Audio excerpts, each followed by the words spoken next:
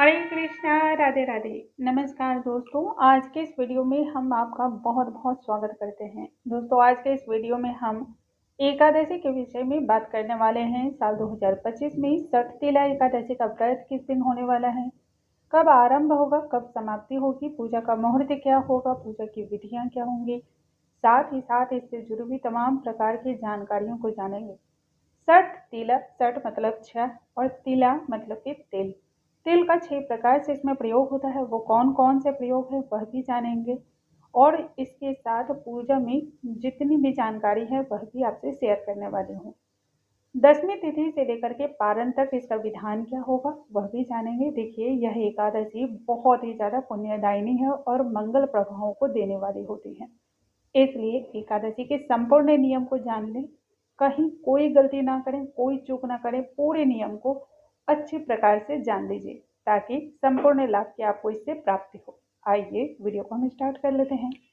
नमस्कार दोस्तों, कैसे हैं आप सभी। उम्मीद करती हूँ आप सभी स्वस्थ होंगे, सुरक्षित होंगे और आप सभी के उत्तम भविष्य की कामना करते हुए आज का ये वीडियो स्टार्ट करती हूँ। सबसे पहले तो एकादशी की आप सभी को बहुत सारी शुभकामनाएं। भगवान श्री हरि की कृपा आप पर और आपके परिवार पर सदैव सदैव के लिए बनी रहे और सभी प्रकार के कष्टों का हरण हो जाए। आप सभी स्वस्थ रहें, इस बात की मैं कामना करती हूँ। दोस्तों, षटतिला एकादशी का महात्म्य पुराणों में बहुत अधिक बतलाया गया है। कहते हैं भवसागर से पार लगाने वाली यह एकादशी है। जिस प्रकार से तिल तिल करके दिन बढ़ते हैं, उसी प्रकार से इस एकादशी को करने से तिल तिल करके व्यक्ति की सारी परेशानी दूर होती है और तिल तिल अर्थात कि थोड़ी थोड़ी करके ही धन में भी वृद्धि होती है, वैभव की प्राप्ति होती है, सुख संपदा की प्राप्ति होती है, परिवार में सुख और शांति बनी रहती है और यदि कोई परेशानी हो तो वह भी दूर हो जाती है। बस किस प्रकार से ये पूजा अर्चना करनी है, आराधना कैसे करनी है, वह सभी चीजें आज के इस वीडियो में हम जानते हैं। प्रत्येक वर्ष माघ माह के कृष्ण पक्ष को षटतिला एकादशी का व्रत किया जाता है। साल 2025 में षटतिला एकादशी व्रत का आरंभ 24 जनवरी की रात्रि 7:25 पर होगी एवं इसका समापन 25 जनवरी की रात्रि 8:31 पर होने वाली है। षटतिला एकादशी का व्रत हम सभी उदया तिथि के अनुसार रखेंगे। इस तरह से हम जो व्रत रखेंगे वह 25 जनवरी का रखेंगे, दिन शनिवार है। यह एकादशी बहुत ही ज़्यादा विशेष मानी जाती है। कहते हैं यदि आप अनजाने में भी इस एकादशी का व्रत कर लेते हैं तब भी आपके संपूर्ण पापों का नाश हो जाता है, भय से मुक्ति मिलती है, व्यक्ति को यश की प्राप्ति होती है, कीर्ति की प्राप्ति होती है। आइए अब हम पारण के मुहूर्त को जान लेते हैं, क्योंकि एकादशी का व्रत करने की जितना अधिक महिमा बतलाई जाती है उससे भी अधिक उसके पारण को सही मुहूर्त पर करने की महिमा बतलाई जाती है। यदि आप सही मुहूर्त पर पारण नहीं करते हैं तब इससे आप पर दोष लगता है, इससे आपके पुण्य की हानि होती है। पारण हम सभी 26 जनवरी को करेंगे। दिन रविवार होगा और जो समय होगा वह सुबह सूर्योदय होने के बाद 6:18 से लेकर 8:30 तक का है। इस एकादशी में तिल का प्रयोग 6 रूप से विशेष तौर पे किया जाता है। पहले उपटन के रूप में, इसके पश्चात आपको तिल को जल में डाल करके स्नान करना है। फिर भगवान श्री हरि को भी आपको तिल के द्वारा स्नान कराना है।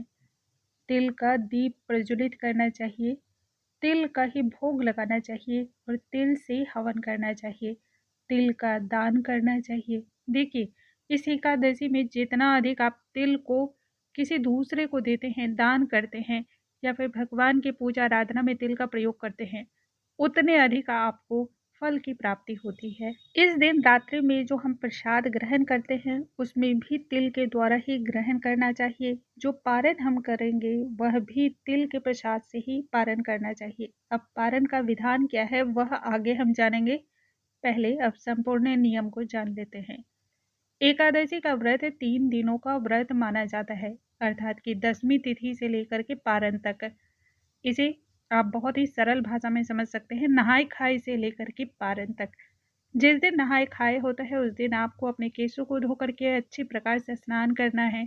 इसके पश्चात आप सूर्य नारायण भगवान को जल अर्पण करें, फिर दैनिक पूजा पाठ को संपन्न कर लें। आप शुद्ध सात्विक भोजन को तैयार करें। संभव हो तो अपने भोजन को स्वयं ही बनाना भी चाहिए। उस समय हरि मंत्रों का ध्यान करना चाहिए या हरि नाम का जाप करना चाहिए। भोजन शुद्ध और सात्विक होना चाहिए। इस दिन किसी भी प्रकार के तामसिक भोजन को ग्रहण नहीं करना चाहिए। प्याज, लहसुन, मांस, मदिरा, चावल या फिर इस प्रकार के जितने भी पदार्थ होते हैं, जैसे उड़द की दाल, मसूर की दाल, बैंगन, मूली, सलजम, साग, इन सभी चीज़ों का आपको त्याग करना है। पराये लोगों के यहाँ का अन्न और जल को भी ग्रहण नहीं करना है, यह भी पाप की गिनती में आता है। भोजन आपको दोपहर तक ही करना है, यानी कि अन्न का सेवन दोपहर के बाद नहीं करना है। विशेष तौर पे इस बात को आप ध्यान रखेंगे। संध्या के बाद जो है ना, यदि आपकी शरीर की अवस्था सही ना रहती हो या फिर आपको भूख लग जाती हो, तब ऐसे में दूध, दही, फल वगैरह का सेवन आप कर सकते हैं। आप चाहें तो मखाने या फिर बादाम इत्यादि का भी सेवन कर सकते हैं। अब दूसरे दिन यानी कि एकादशी के दिन सुबह उठ करके ब्रह्म मुहूर्त में स्नान कर लें। यदि ब्रह्म मुहूर्त में उठना असंभव लगता हो, तब जितना सवेरे हो सके उतना सवेरे स्नान करना चाहिए। स्नान करने से पहले मुख की शुद्धि करनी चाहिए और इसके लिए यह भी ध्यान रखें कि मुख की शुद्धि ब्रश या पेस्ट के द्वारा नहीं करनी है।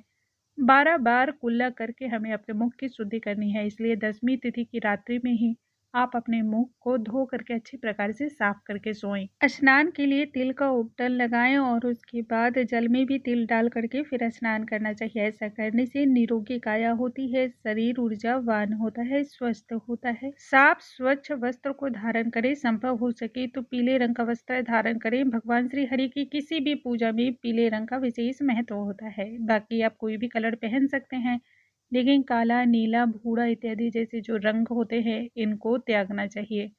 घर के मुख्य द्वार पर स्वास्तिक का निर्माण करें तथा संपूर्ण घर में भगवान श्री हरि के मंत्रों का जाप करते हुए जल के छींटे लगाने चाहिए। गंगा जल या पवित्र नदियों के जल के छींटे लगाने चाहिए। सूर्य नारायण भगवान को जल अर्पण करें, उसमें काले तिल अवश्य ही डालें। इसके पश्चात आपको अपने घर के मंदिर में तिल के तेल का या फिर शुद्ध घी का दीपक प्रज्वलित करें। यदि शुद्ध घी का दीपक प्रज्वलित कर रहे हैं तब उसमें थोड़ा सा तेल अवश्य ही डाल दें। प्रथम पूज्य देवता भगवान श्री गणेश का पूजा अर्चना पूर्ण कर लें। उसके पश्चात भगवान श्री हरि को हम स्नान कराएंगे। विभिन्न प्रकार से अभिषेक कराने का अलग अलग महत्व होता है, तो तिल युक्त जल से हमें भगवान श्री हरि का अभिषेक अवश्य ही इस दिन करना चाहिए। फिर हम उन्हें वस्त्र समर्पण करेंगे, इत्र समर्पण करेंगे, मस्तक पर चंदन का तिलक, अष्टगंध का तिलक करेंगे, तुलसी की लकड़ियों को घिस करके उसका भी तिलक अर्पण करेंगे। इस दिन संभव हो सके तो तुलसी की मंजरियों की माला अर्पण करें या फिर तुलसी के दल की माला भगवान श्री हरि को अर्पण करना चाहिए। परंतु इस दिन तुलसी के पत्रों को नहीं तोड़ना चाहिए। आपको एक दिन पहले ही तुलसी के पत्तों को तोड़कर रख लेना है। भोग में तिल से बनी हुई रबड़ियाँ या फिर तिल से बने हुए लड्डू, तिल का भोग इत्यादि ही अर्पण करना चाहिए। धूप दीप अर्पण करें। हाथों में थोड़ी सी तिल और पुष्प लेकर के व्रत की कथा का श्रवण करना चाहिए। तत्पश्चात तिल का हवन करना चाहिए। तिल, गुड़, साथ ही थोड़ा सा उसमें शहद डालें और घी डाल करके इसके द्वारा हवन करना चाहिए।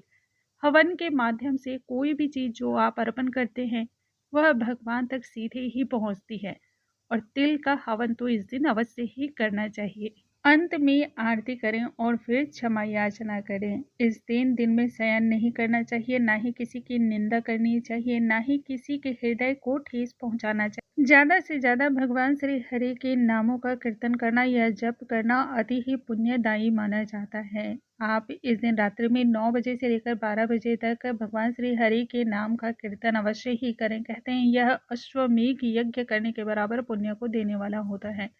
इस दिन विष्णु सहस्त्र नाम का पाठ करना भी बहुत ज़्यादा शुभता को देने वाला होता है। दूसरे दिन स्नान इत्यादि करके भगवान श्री हरि की पूजा हम वापस से करेंगे। उस समय हम भोग में तिल का ही पदार्थ लगाएंगे। तिल से बने हुए लड्डुओं का भोग लगाएं या फिर तिल की रेवड़ियाँ भोग में अर्पण करें।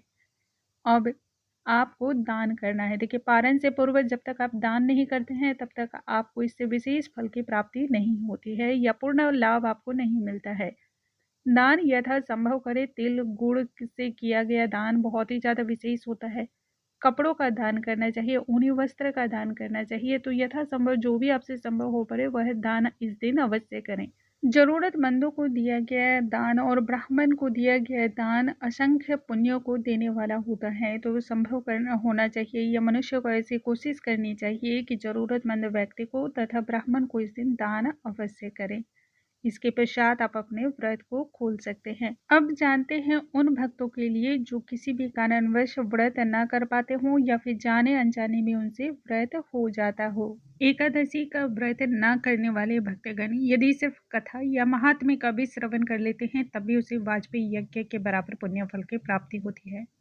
इस एकादशी व्रत के प्रभाव से व्यक्ति को वाचिक, मानसिक और शारीरिक तीनों प्रकार के पापों से मुक्ति की प्राप्ति होती है तथा हजारों साल की तपस्या करने के बराबर मनुष्य को पुण्य फल की प्राप्ति हो जाती है। यदि आप व्रत ना भी कर पाते हो तब भी इस दिन तामसिक सभी प्रकार की चीजों का त्याग करना चाहिए। स्वयं का बनाया हुआ भोजन ग्रहण करना चाहिए। भोजन शुद्ध सात्विक हो और भगवान श्री हरि के नामों का अधिक से अधिक जाप कीर्तन करना चाहिए, पूजा पाठ करना चाहिए, व्रत की कथाओं का श्रवण करना चाहिए। उम्मीद करती हूँ आज का ये वीडियो आपको बहुत अधिक पसंद आया होगा। यदि वीडियो पसंद आया हो तो वीडियो को लाइक करना बिल्कुल ना भूलें। अगली वीडियो में हम फिर से मिलते हैं नई जानकारी के साथ। तब तक आप सभी स्वस्थ रहें, सुरक्षित रहें, हंसते और मुस्कुराते रहें। नमस्कार दोस्तों, हरि हरि बोल।